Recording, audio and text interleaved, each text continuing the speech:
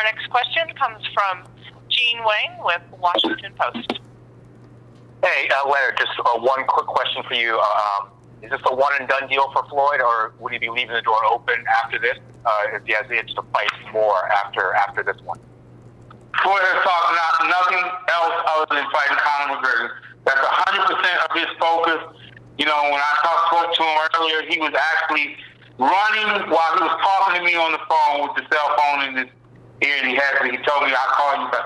Floyd's not thinking about nothing other than Conor McGregor. That's one thing I've always admired about him, is that you only can focus on what's in front of you. When you get to looking ahead or remotely considering some other shit, at this level when you're operating, you take the focus off of what it is, then you slip up and you make a mistake.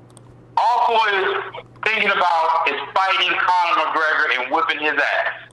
And Leonard, you can interrupt me and call me a liar if I'm saying this incorrectly.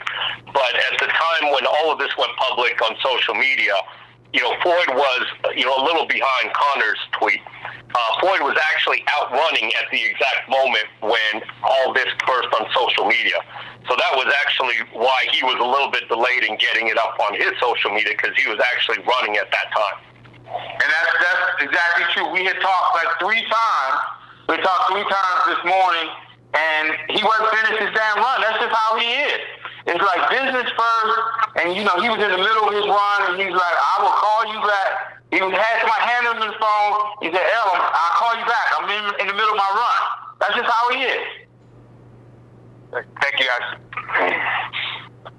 Our next question comes from Robert Morales with LA Daily News. Hello, everybody. I have one for Stephen and for Dana, if I may.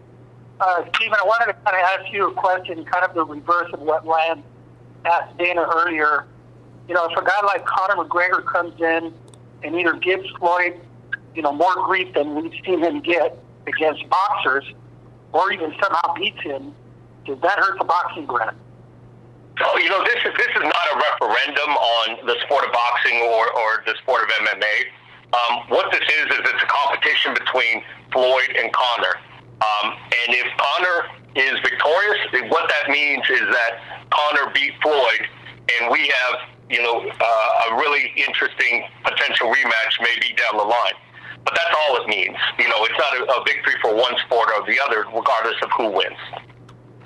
Gotcha. Thank you for that. Hey, Dana, I know you think a lot of Conor, and I've spoken to a couple of people about him.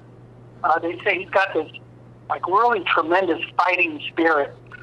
Can you just tell us a little bit about him in a nutshell, about that fighting spirit, and, you know, maybe where he ranks with other, you know, great MMA fighters that you've promoted?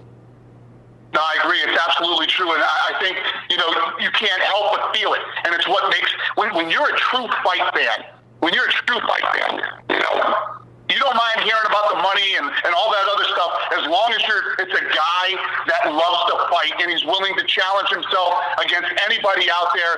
You know, fights fall out. I've got all these situations, you know, over the last several years when a fight will fall out, and we got these guys that are supposed to be the biggest, baddest guys in the world. They claim they're the best in the world, they're the world champion, whatever it might be.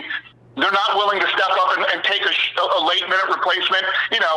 And when you're a fan, you bought tickets, you know, you got your hotels booked, or, you're planning on a party on Saturday night. When your guy steps up and fights anybody and then wins, that's the stuff that people love. And that's what the way Conor is. Conor told me this morning the McGregor clan has been taking over villages for the last 300 years, and Floyd's village is next. Hey, Dana, thank you for that, brother. I appreciate it. Thank you.